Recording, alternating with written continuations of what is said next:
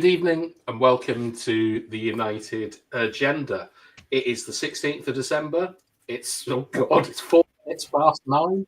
And I hope that everyone had a quiet weekend. I don't think anything noticeable happened. But just standard, Mr. B, isn't it? Listen, we need to get that to being standard. If we can get those results to being standard, then we're back. Yeah, that's why I'm annoyed about our players dancing that you seem to love. I love it. I love the fact that they were happy and they were. I love the fact that they were happy, man, and they were dancing in their stadium. I love it. Look, let's do some hellos first before we have an argument about dancing. Yabba, hello. How are you? Yeah, injury free. Oh well, I'm coming back from an injury. Unlike you two, I know you two took some knocks over the weekend and struggling. So I wish you well.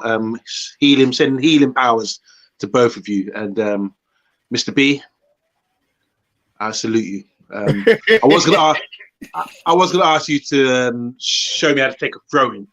I'll do something like that, but I don't know. But yeah, get well soon, guys. Get well soon. It's a rough old life, isn't it? I mean, as you get older, you're more susceptible to injuries, but none of us are as bad as Mason Mount and Luke Shaw. I don't think at that level yet. Let's hope it doesn't get to that, because I'd never be able to go to work. Yeah, I don't know. I've been picking up injuries like for the last 3 seasons around this time. I'm getting a little bit worried about it, to be honest. Like I have to invest in a cryogenic chamber or something. All right, should we, like, Mr. B? How are you? Do you want to tell us? It's a long story. Sometimes you need to quit.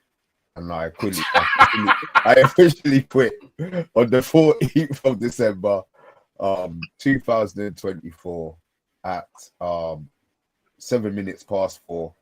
I officially quit playing football. I am now a full-time coach. I will no longer be participating in any form of friendly football activities due to lack of maybe pace. Is what I will say. We'll see you tomorrow. I missed time to tackle and done my shoulder in. So yeah, look, life is life, and it is what it is. It's just old age. If I don't laugh, I'm gonna cry. So yeah, I need to laugh. I'm dreading the day that happens to me. To be honest, like, you know what? The thing is, you never want to stop playing because of injury. From past experience, years ago, I thought I wasn't going to be. When I did my ligaments in my knee, I thought I wasn't going to play again, and then I broke my ankle. So you try to get back to being able to play so that you can choose when to stop, and it's not an injury. But I'm done. I'm not going through this again. There's no chance. I'd rather not have the pain, man. So yeah, it's even memories now. No, nothing. I'm not. No. I'm not doing anything. I'm not doing anything. I'm done. I am done. But do you think this is a bit like a hangover? Like, you wake up on a Sunday sometimes, you're like, I am never drinking again. And then Friday night, you're back there. I'm so worried about the pain. It's the pain that I don't want to go through again. That feeling of wanting to play and run around and still thinking that you can run past players, that's fine. But if I'm not doing it on FIFA, man, I can't be doing it anymore. I'm done. 52 is, I'm done. I'm done. You know what? You really have to treasure the time that you play football. It's not forever, and it will come a day when you can't do it anymore. And I'm getting to that stage as well now where I can't do what I used to do, and bath time's picking up injuries and things. So it's the whole thing about going out, sweating, you pause, clearing yourself out, running, shouting, being around your teammates. It's just such a joy, such a pleasure to do that. The memories that you have playing football, just like that, when it's gone, it's tough ask. But luckily, Mr. B's still in the game and coaching a really successful team this year. Yeah, we'll see. We'll see what happens come next year. Yeah, we'll see. Yeah, but I mean, football's always going to be part of our lives. Like, even when you're not playing and things, you'd be like coaching, or at the very least, you'd be like, but I don't know. I've always liked the idea of like just finding a small team and just, being that old man. Willstone Ranger. Yeah, no one knows. No and he's fans. just shouting about rest defences and having 5 players in the zonal system. I mean, look, my son's playing, so it's not going to stop. And to be fair, I've been there for how old am I? I've been there for 30 years, so my Saturday won't change. So they'll probably, when I die, they'll probably have to sprinkle my ashes on there. But it is what it is, man. It is what it is. Should we see who we got in the comments? Yes. We got Solo starting off with a pretty controversial statement, I would feel, with Viva Rashford, who obviously, after beating like the champions 2-1, getting back on track, we're going to have to deal with a lot of Rashford guff tonight. We got Matty Bassett. Big up, Matty. Let us know how you got on with your football. I still think it's very funny that for some reason you trained with Gyökeres a couple of years ago. So let us know who you trained with this weekend and we'll sign them up. But Lal is saying Dravo is hello in Croatian. So Mr. Potus is just having a sing-song about Pep. We got subvids. Good evening to you, sir. How did you get on the football over the weekend? 2 of us picked up injuries and the other one wasn't playing because he was injured. Ow. We got Simon Warner. Greetings to you. We're a motley bunch, apparently, tonight. Kieran is saying that Manchester smells good because there's no City fans around. What a result. Yabba made a good point that Man City still have world-class players and the best squad, regardless of current form. We got Stuart Marshall, who I bet has got the mother of all hangovers this morning. And we were called the Motley Crew, but now we're the 3 Degrees. Yeah, I'll be Laurie Cunningham. I don't know. Like, I know that they were they West Brom, the 3 Degrees. They were like Ron Atkinson stuff. I don't know too much about them, to be honest. Cyril Regis and Brendan Batson. Do I want to be Brendan Batson? No, Cyril Regis. Yeah. Right. So I'm Brendan. You're Brendan, then. Sorry, mate. We got Steph bigging us all up. We got 7 likes, and then Andrew's basically telling a story in the chat, but the gist of it is that Andrew was 26 when he quit football. Wow, it's young. And this is good. I mean, this is outrageous, to be honest. 26-inch waist. Like, I get told off if I go below 29-inch waist. You're 26. I mean, I thought I was slim. I was 28 until I was sick in the summer, and then I've gone up to like a 30. But I didn't think there was much grown like adults smaller than 26. That's tiny. Wow. You're gonna have like one of those perfect figures, where if you get your wings and your traps and everything, you can be on Mr. Olympia. Some of these big Olympia guys unless he's built like a pole, unless he's dead straight already. Yeah. You can see a picture of him. He doesn't look like he's built like a pole. He looks that's a good one. That's like a commando or something. 26-inch, fucking hell. That's brilliant. Yeah, but how big is your belly? That's the problem. You might have a small waist and a big belly. Let's stop fat shaming someone with a 26-inch waist. Sorry. Actually, just before I get to Andrew's throw, I missed this one. Unfortunately, POTUS had to quit 16 months ago. He's playing in his league at uni. Just couldn't keep up with 19-year-olds who've got an ACL injury awaiting surgery still. Oh my God, that's dread. Yeah, I've never had an ACL, and I certainly don't want one. I wouldn't wish that on anyone. My experience, keep up with 19-year-olds. Just run. The recovery worse. Is it? Yeah, it's like a year, isn't it? It's a year, bro. It's a year plus, and that's like proper, like rigid getting back to a level that you want to get back to. But yeah, it's boy, Yeah. And you're going to lose a yard of pace. You lose more than that. At our level, you lose more than that because they come back with professional equipment. We come back with beer and fags and you know what I mean? Magic sponge. Yeah, exactly. Sorry. I say, do you want to hear Andrew's story about his retirement game? Yeah, cool. All right. He's playing for Halfway In versus Leisure Leagues. After 20 minutes, he was so out of breath that he was sick on the side of the pitch. Came back on, was in 30 yards of space, scored, and then went back to being sick. And that was Andrew's. Last hurrah. Look. He ended with a goal. Might have had vomit on his boots, but he ended with a goal. Imagine what could have been. What could have been there? The last hurrah from Andrew. Yeah. Well done, Matty. Lovely. And like Simon Warner lives in a fairy tale because I think was he talking about his barmaid last night, greengrocer today, like candlestick maker tomorrow. And have we got anyone else in the house? We've got V. Losing the gut is a lot easier than people think. Really? Give me some tips, please. Yeah, I mean, like you're in a YouTube chat, V. I don't think that a lot of people are running around with 28-inch waists. Stuart Marshall paid for Witham Town Vet Saturday. First half, hat trick, 49 years old. Wow. Well done, Stuart Marshall. I was chatting to Stuart Marshall recently about football because he lives in East and I live in West. It's a bit far, but he was talking about, I'll come down and have a game with my team, on a Sunday. And I was talking to him about it, and he said he's actually played at a good level, and he's a goal scorer, as he's proven there. He's been away from the game for a while, but he keeps himself fit with his job, works outside, and he's, there's no such thing as a belly with Stuart Marshall. He's in good condition, and congratulations on the hat-trick, man. That's brilliant. Just turning up to score a hat-trick for the Vets. Perfect. Yeah. When you go to Vets football, Yabba? Once I finish this open age, that would be the next step, just to go to Vets. But Vets is getting a lot harder.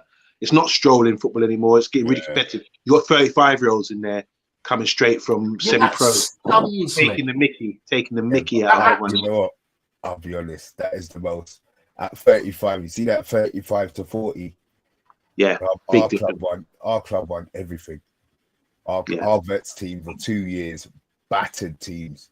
You just come in at 35, you just come from 18s and still playing Saturday. Yeah. And then you've got these big overweight slobs, you know what I mean? The defenders were always, 50 with a big stomach. Bruv, it was fun times, man. And then times.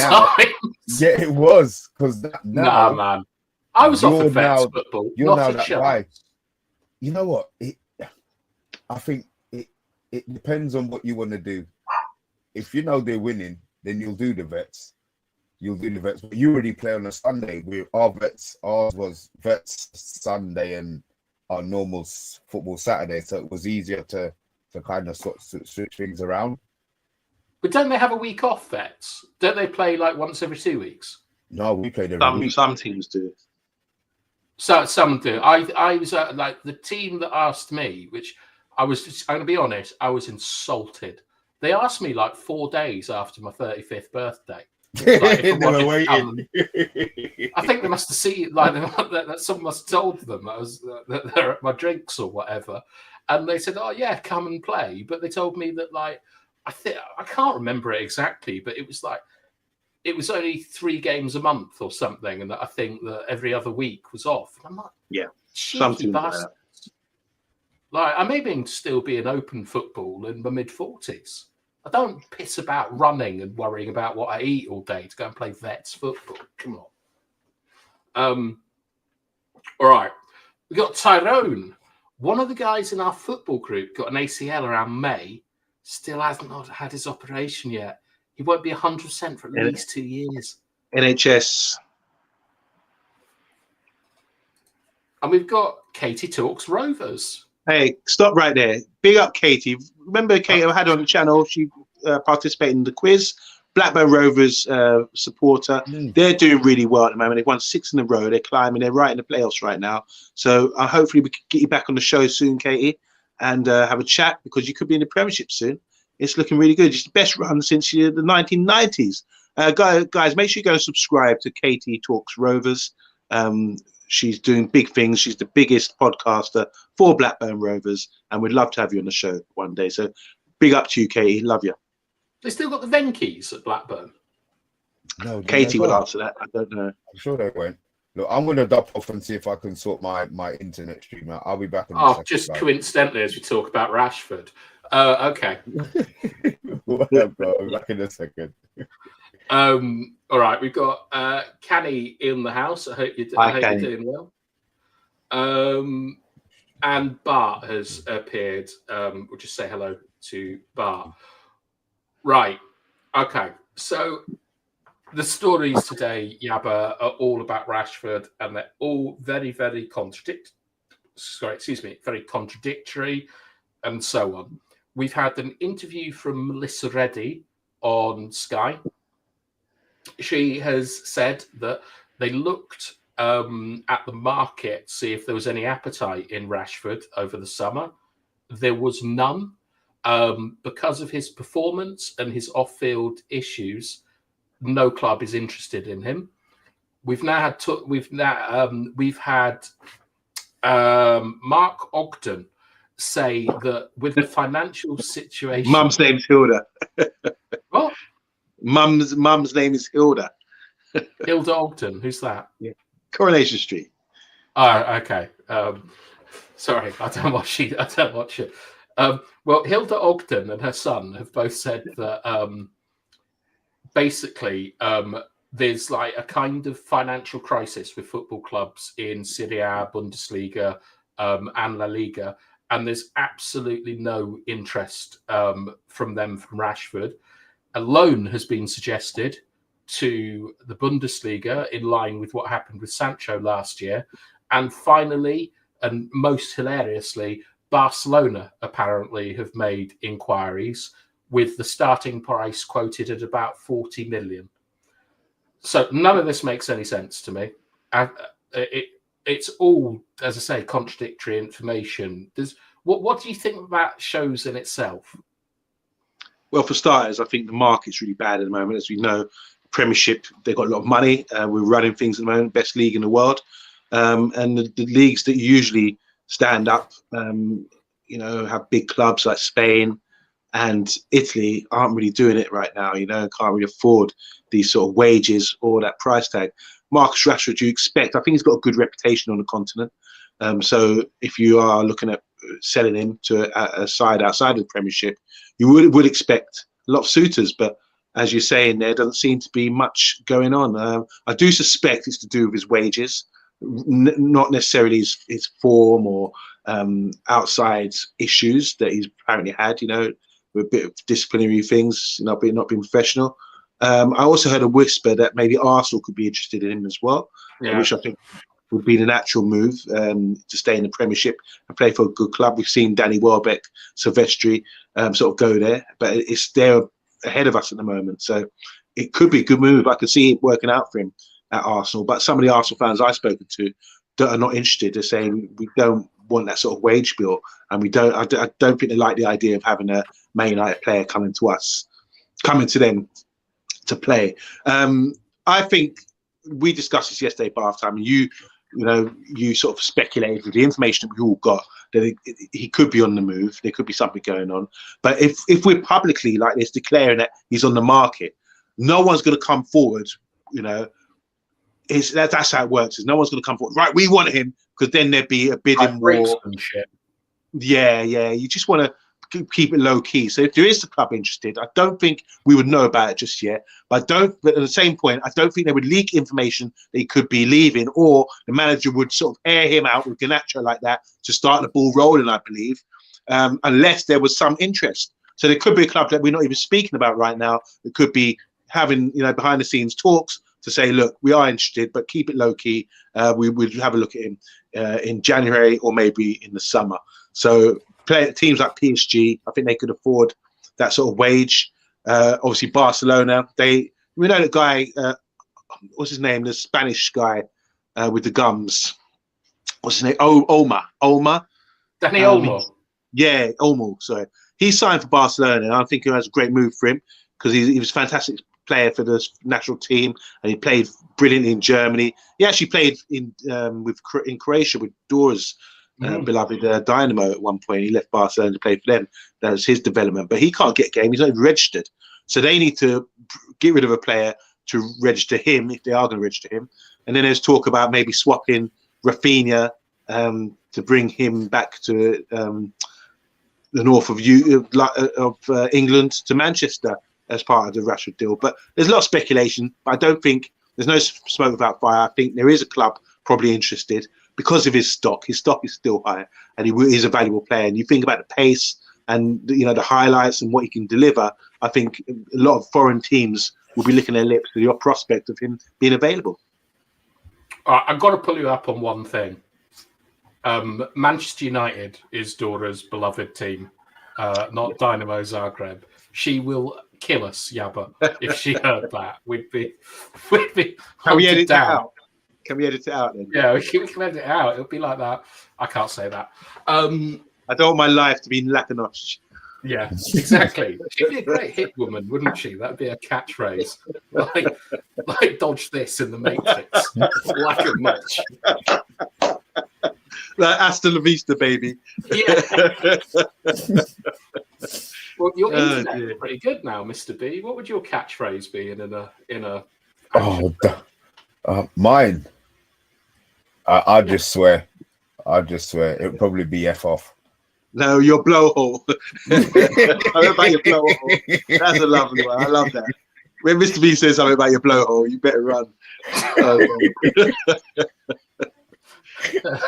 Yeah, but you'd no doubt just shout something about Harry Maguire or something like that. Yeah. Oh, let's talk about Harry.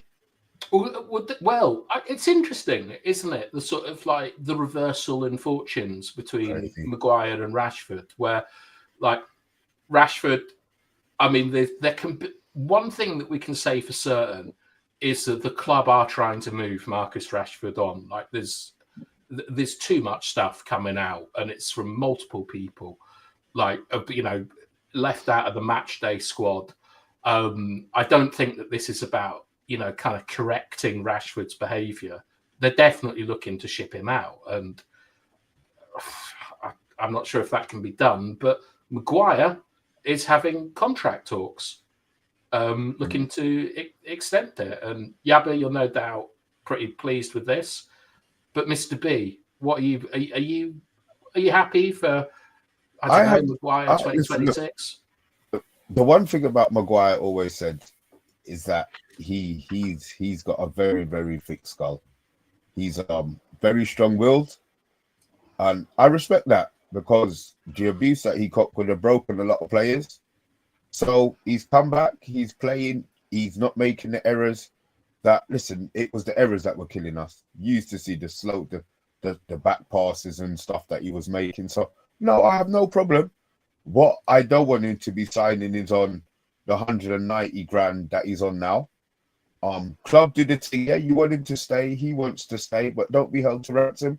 We can't afford to be giving a centre back that kind of money. So if they can reduce it, that'll be great. As long as it's not improved terms, then I really don't have an issue.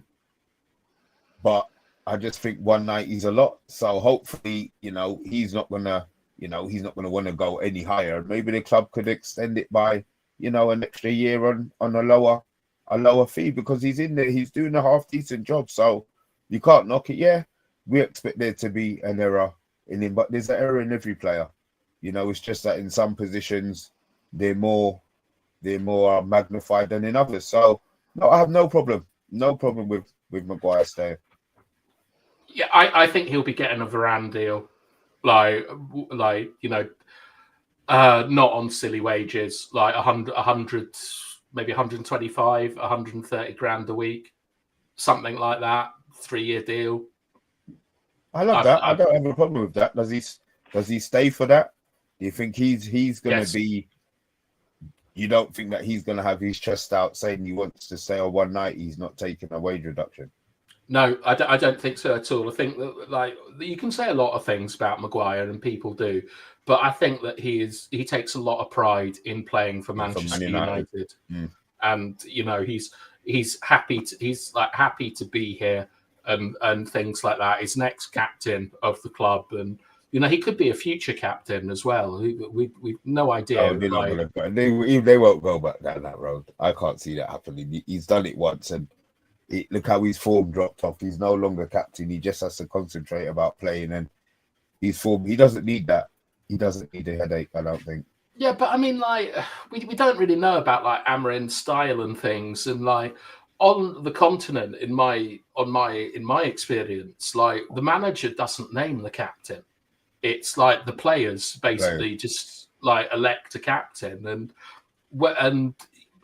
Bruno, I'm sure a lot of them rate him as a captain and so on. But if you were going to say who are the leaders at Manchester United beyond those two, I mean, none really come to mind. Maybe De Ligt, maybe Mazraoui, and possibly Martinez could all be in that conversation. But I think Maguire would be part of the kind of senior leadership group that they have.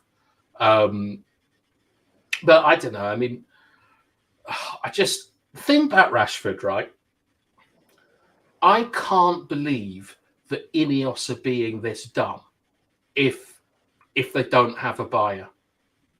And I'm a little bit worried because a lot of people have said that at places like Nice and there's one Lausanne or something in Switzerland, that they've never really they've never been particularly intelligent in how they move in their situations and so on. And if there's not a buyer for Rashford, we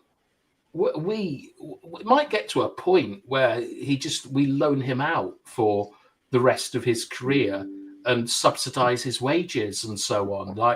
I'm a bit worried we're mismanaging this situation, because if there's no buyer for Rashford, we're driving his value down, and that's poor management of a club. It is, but because there's no fee, and we don't know how destructive. Maybe destructive is the wrong word. How much of a distraction his antics are on the training pitch. Amorim's been there 3.5 months. What's he been there? 3 months, and he's already seen what the situation is, and he's been given the power to deal with it. Maybe Ten Hag didn't have the balls to do it. When he came in, he said he wanted to make Rashford great again. Amorim hasn't said that. He's more concentrating on the team. So whereas maybe the pressure before was to make Rashford the star boy great, and he had to keep playing him, Amorim's coming with a whole clean slate. They've said to him, bruv, whoever you don't want, you can get rid of. And as a statement to the club, yeah, you've got rid of the highest paid player. We talk about the wage bill. Them fine, they do want to trim the wage bill, but even if he was on 120 grand, I think if he was performing how he was performing, they would still be wanting him to go. It wouldn't have anything to do with the wage bill. So Amorim's come in, he's been given the power, and we always talk about sacrifices and necessities. This is a big one. If he gets him out the door, he already sent a message, they're both not playing. The team won the game in dramatic style. Nobody cares whether Rashford was in the squad or not. Yeah. So it's up to him now. I think even if he stayed and he went on a run of 25 goals for the rest, he's still gone. And if that's the decision that needs to be made, then it is what it is. 2 years ago, I would have been up in arms, but it is what it is, man. As your injury prevents it. Very good. Very good. Sorry. And also, just before, I've got to tell the chat off, Yabba. These two little gits have been doing this for the last couple of days, and it hasn't gone unnoticed, where Stephanie and Andrew seem to think that I have an agenda against Martinez. I have a massive agenda against Martinez. I don't like him as a player. Everyone knows that. So I'm just putting that out there, that he would be following Rashford out the door if I was in charge. But Yabba. Yeah, so you made a good point, Bath Time, about you'll be disappointed if Ineos are unprofessional like they were at Lausanne or Nice, because rumours are going around they didn't manage situations like this too well. But you got to look at it. If you look at Stamford Bridge, what's happening with them, they don't give a damn. You've seen players like Winston Bogart get paid for years and not play football. 30 years ago, Yabba. No, I'm building up. Okay. I'm giving you a history lesson here. So Winston Bogart, obviously, he was signed, Dutch player, won Champions League with Ajax, and he didn't get games, and he just sat there on the wage. That one doesn't happen anymore. So we're at a situation now where Chelsea, new manager coming in, they got their squad, and they said to a certain man like Sterling, "You'll be playing in under-23s. You're not required." So they had Sterling, got hold of his agent, and said, "You need to find a club quick time. I need to be out of here." That put the pressure on the player to leave rather than having a Winston Bogart situation.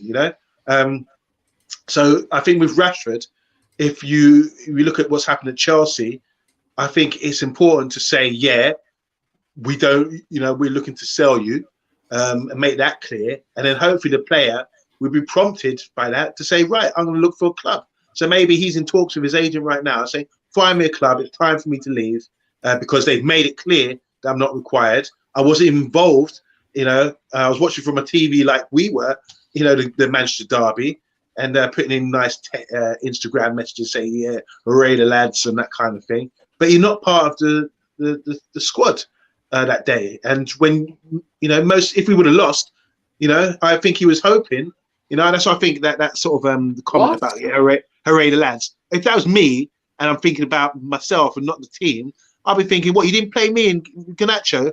If you lose, I'm going to look, like the fans will be on my side. What's going on? Why wasn't Rashford playing? No, but that's what you'd think, wouldn't you?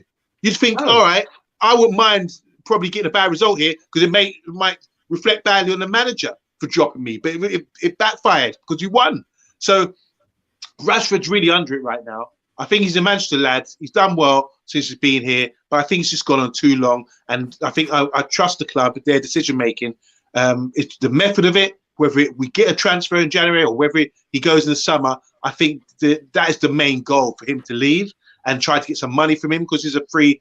It'd be pure profit as well because he's a homegrown player. So I think it's a good deal. And 40 million, like you mentioned, from Barcelona will be fantastic and be great for him, great for his career. You're not like going downhill. You're going from Manchester United to Barcelona, which is, a dream for everyone. You don't want to go from Manchester United to Burnley, that's or Arsenal. That's a drop. So fair play to Rashford. He needs to get moving. Barcelona have no money. They're more broke than like Luke Shaw is. Prestige, prestige, bro. Come on, I'm saying they don't have the ability to buy him. Yes, they do. Yes, they do. They're going to get more levers out. If they get rid of some players, they were talking about Christensen, and there's other players there they can get rid of to allow someone like Rashford to come in. It's an opportunity for them. Do you think that Barcelona, that their strategy will be to clear out loads of players to get Marcus Rashford in? They've done this before. They've tried to shuffle things around, so it's quite possible. You just don't know. I mean, they can make it work somehow. Then there's PSG. There's PSG who've always been linked. With Rashford. Like Inter Milan were always linked with Ryan Giggs. If Ryan Giggs was going to leave at some stage, it was always Inter Milan were like the main club that was sniffing around him. I think PSG, I wouldn't write them off just yet. I think they got the dough and they've got the interest. They've always had the interest in him. All right, I've got some questions for both of you now and for the chat as well. The first question is, would Rashford move to another Premier League club? And which Premier League clubs do you think would want him? So I'll start off with you, Mr. B. I don't think he'll move to another Premier League club for one. I think that love for Man United won't let him. Like McTominay wouldn't have played for another Premier League club. If he does, and it does, I can see it being.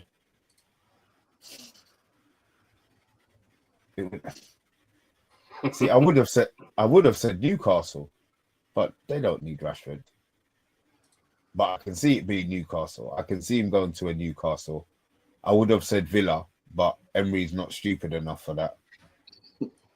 And they to talk about Arsenal, but I just don't see that deal ever happening. So, I've seen a worse suggestion in the comments, to be honest. Than Arsenal. Yeah. Come on. Right, I'll go to the comments so we can get a barometer of what people are thinking. My follow-up question is going to be price, by the way. Like, what is the minimum we would accept? But I think the minimum has to be 30. Okay. Now they're all going to put 30 to get on your good side.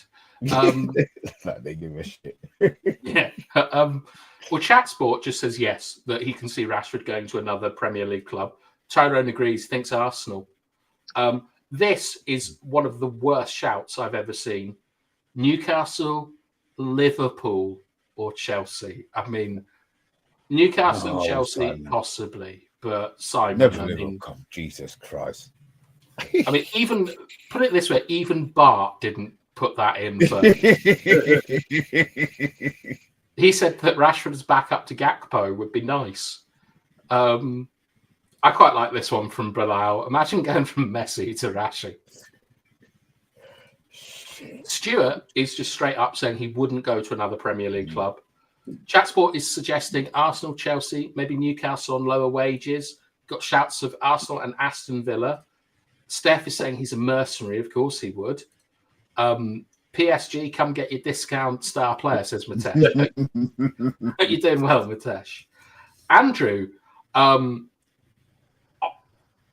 do you know what? I think that's actually quite. I think that's quite realistic. Spurs, West Ham, and Arsenal. Yeah, Spurs. Yeah, yeah. I can see Spurs. That whole. Got Chelsea from We Deserve Better, and like Bart as well.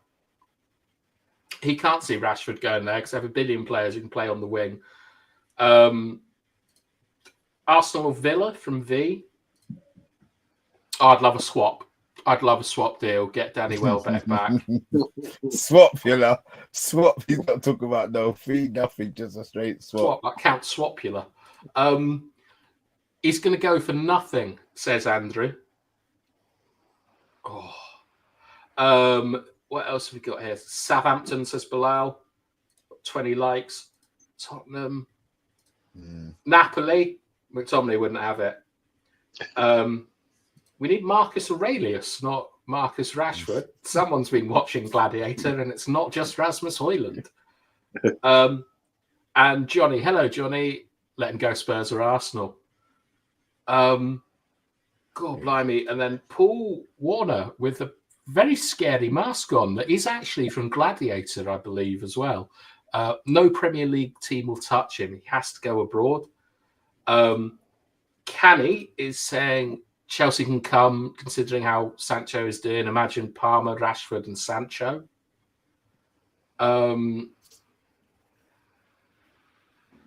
What is this? This cannot be about Danny Welbeck.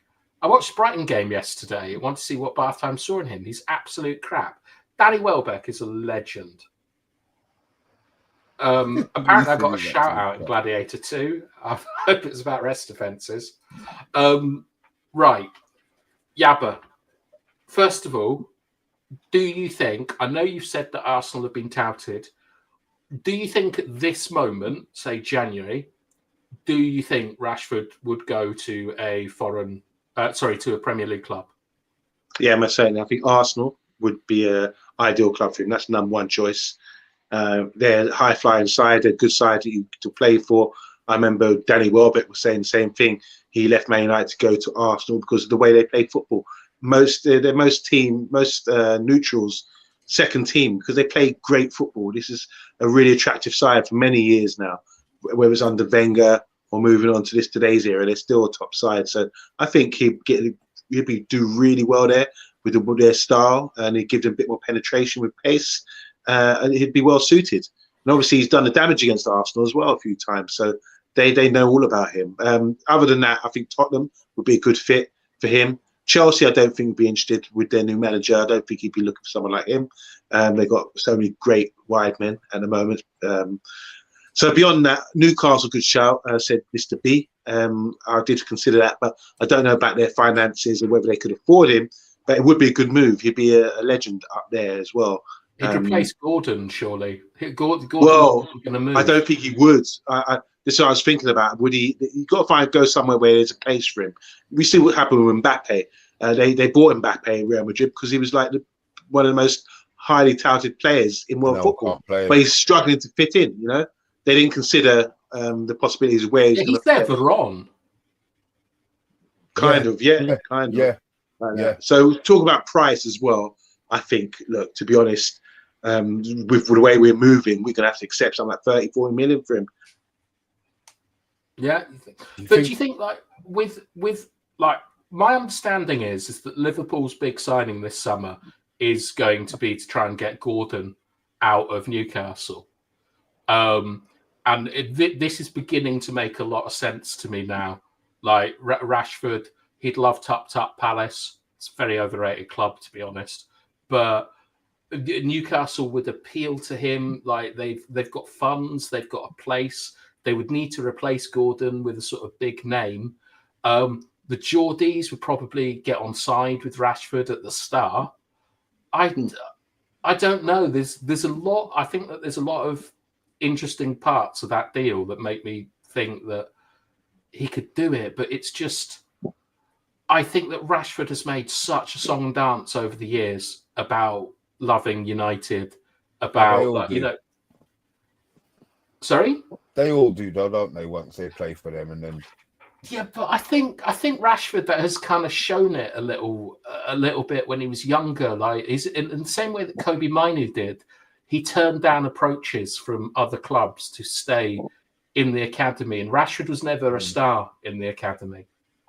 So I really hope that Rashford doesn't move to an English club, but the three that stand out to me are Arsenal, because I believe Yabba's right. He gives them a threat on the transition that Martinelli. He's better than Martinelli, yeah. Yeah. I think Spurs. Name me a more Spurs player than Marcus Rashford. And I think Newcastle. Spurs one. If he's willing to take a pay cut, I can see him going to Spurs.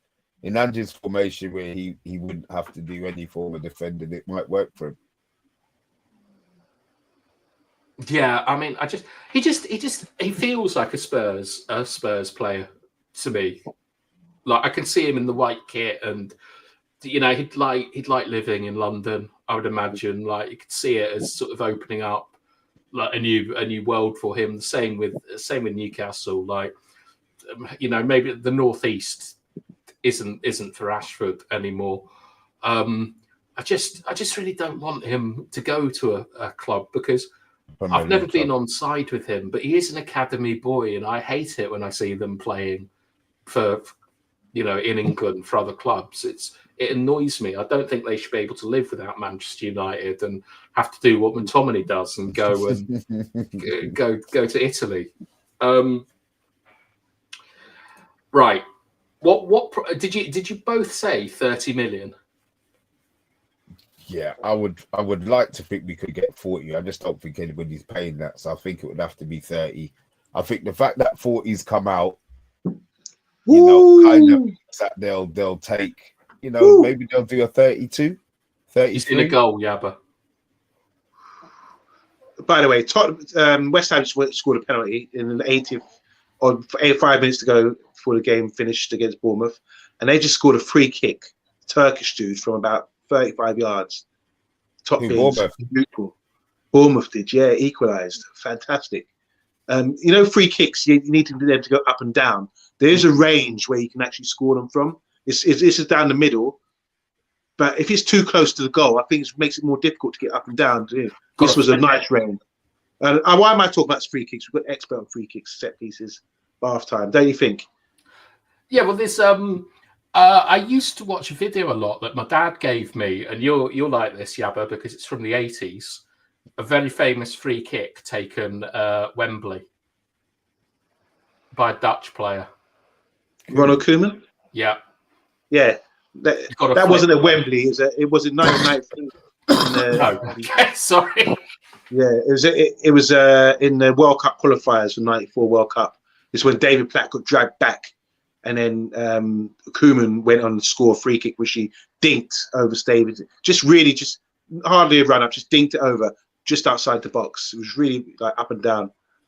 Yeah, like that. So that's one, like, because you get an occasional freakish one, like Ronaldo against Portsmouth, and like I'm not going to be able to do that. I can tell you straight away. Like, he can't even do that anymore. But it's like you've got to kind of take them like a corner in some ways. The ones that are really really close. Like you kind of want to get. You sort of like you want to bring your toe up just as you strike the ball. There's a really good one I saw from a German player. I think it might have been Cruz in one of the last Euros. It might have been against Japan, where he hit an incredible free kick. Like, it got rolled out to him, someone stopped it, and he hit it, and you could see the technique perfectly of where you really zip your toe up at the last minute, and that's how you get that kind of late dip on the ball. So that's always a good one. But I'm also a little bit stunned in the Premier League that we don't see free kicks going in like all the time, because the amount that they practice them and the quality of the player, I'm sure that like opposition walls are always getting like 9 yards or something instead of 10, because they'll mark them out in training and they'll just batter them in all day long. And then, I mean, can you remember the last time we scored from a direct free kick? Well, Bruno hit the post the other day on the bar, didn't he, from a free kick? Wayne Rooney in the vets tournament in the summer. Yeah, probably. And Sim 2 Jags is bad. I've been around the world on United fan channels today. It's like E17. I know I'm sad, but when we say City, it's a loud beat. Okay, all right. Well, I hope you're doing well, Sim. I hope you enjoyed the game. Right, this is my fear for Rashford, Yabba. We're not going to be able to ship him out in January on a permanent transfer. The club has gone too far with excluding him and pushing him, and he has to leave the squad at the moment. The way I see it, he's going to become a distraction.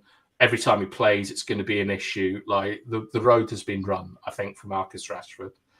I'm a little bit worried that we are going to repeat the Jadon Sancho saga of where we're going to go and put him to a team in Germany, or I mean, maybe France, maybe Italy, maybe Spain, but pay the majority of his wages, hoping his value goes up. And then it's going to be very, very difficult to buy him in the summer. And this is just going to go on and on because of that ridiculous contract that we've given him. And I'm a bit worried about this situation, to be honest. I think he's incredibly difficult to sell. Yeah, you're right. You're right. Totally right. I think, especially with Diggs' heels in as well, it'll make it difficult. He's got his figures. He can be sold somewhere, but he's got to want to go there as well. In a way, he's got, if we said to him, "Oh, you're going, Saudi Arabia club want you," yeah, you're going. It's not like that. He can say no. He doesn't want to go there, and he can dig his heels in. So we've seen this with big clubs. We see this, and these are sometimes, if you were to get good fortune, you have to make some sacrifices. And we make this key word we've been using lately, and it would be a sacrifice to get rid of him, in a way. But I think when you look at the case of Lukaku, is he still a Chelsea player? Is he still? No, he's straight Napoli player. Okay, but there was a period, wasn't there, where he was over in Italy as a Chelsea player, and no one was giving Chelsea any stick about it. It's just that we're Man United, we're a big club, and this is what they had to do. This is something unfortunately, Chelsea had to make that sacrifice. They bought him, spent a lot of money on him. He does score goals. He turned up overweight. They got, they made a decision, and they had to take that sacrifice and that loss. And now, after all this time, he's actually no longer on the books, fortunately for them. But that's what they had to do. And I think if it comes to that, we might have to do the same with Rashford. But, we can't turn around and say, oh, we put him in reserves or anything. That would be seen as bad practice and thing. You have to treat him with some kind of respect. So offer him a loan if that's the case, or like you say, work hard now without sporting director and try to find a decent club for him. Which I still think there is someone out there who would like to take him on, whether it's the domestic clubs we're talking about, or the few clubs in Europe that could actually afford him, and there's not many. Yeah, but it's the wages, Yabba. Like, Exactly. we're going to be paying those wages. Like, I can 100% see a loan to Juve, for example. Like, you know, I don't want to say a fallen giant, but a club with a good reputation that seems glamorous, storied history. I can see Rashford going there on loan, but I think we deserve better. Earlier put in that, yeah, he's 3.5 years on that contract. Jeez. Like, so that is 1.2 million a month. He's on about 14 million before tax free a year. So Jesus Christ, we're looking at like maybe 40 million on that contract. Okay, and Andrew's saying it's 50 million that his contract is worth. Then we also don't know if there's, I hate this kind of chat, but we don't know if the huge marketing deals that we've signed have got any stipulations about people like Rashford making a certain amount of, you know, like for, you know, mattresses in Singapore or something, that, you know, they want 6 shoots with Rashford or something like that. And Rashford's CV isn't that great. We got a player with a great CV in Casemiro on similar kind of wages that we weren't able to get.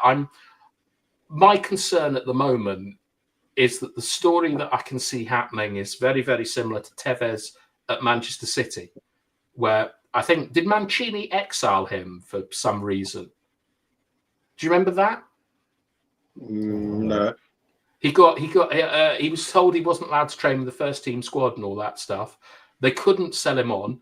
And then he came back towards the end of the season because they had an asset that was just bleeding money out of the club. And I feel that what's going to happen with Rashford is that we're going to be unable to get him a permanent deal or a loan deal over January. They're not really going to play him, and then they're going to have to sort of bring him back in the squad, and we're going to continue doing this all summer because from what Melissa Reddy said, looked like the club were, you know, trying to move him on. And I don't think Saudi Arabia, no one's mentioned Saudi Arabia, but I mean, that's off the table for Rashford, isn't it? Yeah, he ain't going Saudi. He's not going Saudi. I think MLS before Saudi, to be perfectly honest. No, I do, genuinely. Oh, yeah. I think. Yeah. I know, because the NBA, and he's been out there a few times, hasn't he? Yeah, I mean, I wonder if he'd take a loan to, you know, Red Bull New York or something. He'd love it. Into Miami. God, yeah, Messi, Busquets, Alba, Rashford, Beckham. Do you think Bex would Bex do us a favour? I'm just thinking about more market. Beckham, it was an easy one for me to come up with, you know. I mean, maybe too simplistic, but he ain't going US. They can't afford to pay him that, can they? Yeah, but they might give him some ridiculous deal where he gets, you know, a club. The same thing they did for Beckham, like he gets a club in 10 years for 30 million if he wants it or something. I'm really worried that Ineos, who I've had a lot of confidence in since they sacked Dan Ashworth, he wouldn't. But I'm a little bit worried that this has escalated too quickly because, like last night, Yabba, I said, I can't believe that they're doing this if he doesn't have a buyer because you're driving his value down. Like, and maybe they do have more than one person interested, and they put it out there now to see if they can smoke out any more. I mean, you're talking about bad business practice. Surely they wouldn't be as stupid as to have released that statement, as you said, without having something lined up already. What does the evidence suggest that anything is lined up? There's no evidence. Like the belief is accepting something's true without evidence. We believe with we're hearing all this news that it could happen, but we don't have any evidence to know. So we don't know it for sure. But like we're saying, it's down to what we think Ineos will do, whether they're making the right decision here. There's only 2 weeks to go before that window opens, and obviously no transfers get done until the 31st. That's how it seems to go. I never understood that, But I think they are planning behind the scenes to look for a suitable club and a move on for Rashford. He's been there for a long time. He's got to talk to Grace, his girlfriend, about what he wants to do. Whether she wants to go Casa Amor. Yeah, go to Spain. I guess go so she can be on Love Island again. But yeah, I think there's a lot of discussions going on behind the scenes, and Rashford he might be disappointed, but he has to be proactive. He's got a lot of. He knows all the England teammates. He can speak to Chris Smalling, speak to Greenwood, and all these guys, McTominay, who have gone abroad. It's not that bad. It would mature him as a player. It'd be good for him. And I think he would still be a legend, going abroad, rather than obviously going to one of our rivals in the Premier League. So I think there is something going on behind the scenes with a club in communication with Ineos right now to find a good club for Rashford. And we'll all be happy. I think we just want to part ways happily without us being resentful for the wage, paying his wage, or him going on loan. All the things that you suggested there, Bath Time. I do agree. It will leave a bad taste in our mouth as fans. It doesn't really affect us, but we want to see good business and things done correctly. But what I do agree with by Ineos is airing it out now. I agree the manager was right, to sort of drop him if that was done under Rangnick or Ten Hag. They say, he's a disciplinarian. How can he do that? He's picking on the players or whatever. But everyone's backing it because they like Amran, and he can justify it because he can talk it through. And his statement he gave, we haven't got it to read out, but it said along the lines of standards in training, professionalism, and all that kind of thing. And we want to hear that. We want to hear that. So I like the clarity. It's down to the players now, especially Garnacho, if he wants an attitude adjustment. But I think Rashford, because there's so much value in selling him, and it seems like we are selling him, belief, not knowing, then I think something's been done, and by January we'll be a lot clearer about his destination, his final destination. Nice. I'm wondering if I should disagree with you, but I mean we can all agree in telling Anthony Herbert to piss off. Yeah. Look at this little tick. Look. This is a man Saturday that got lost on a caravan site. Dude, how are you going to get around Mr. B's gaff if you can't navigate through his caravans?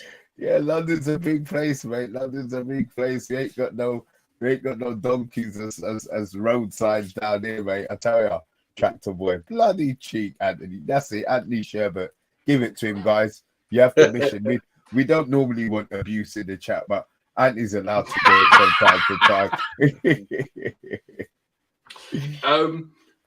All right. I think it's coming up to Lacanotch time. I can't be bothered to disagree with Yabba on what evidence is, and so on. But tomorrow, got a very, very special guest coming on. So please, if you are coming, please behave yourselves and act like just normal, socially skilled, like humans. You can all talk about your waist size if you want and things, but just be respectful. So what's the deal? What's making it special tomorrow, Bath Time? Well, he's I don't think that anyone will know who he is, to be honest. He's called Joel Adebayo or so. It's called Joe Double A. He has a very big following on Twitter. He is essentially a super nerd, and I mean that in the nicest sense, where he writes very influential articles about scouting and how to evaluate players. And I think that it would be really good to look at our squad, see what we need to get in, and look at things like why Amad is playing better in a system and so on.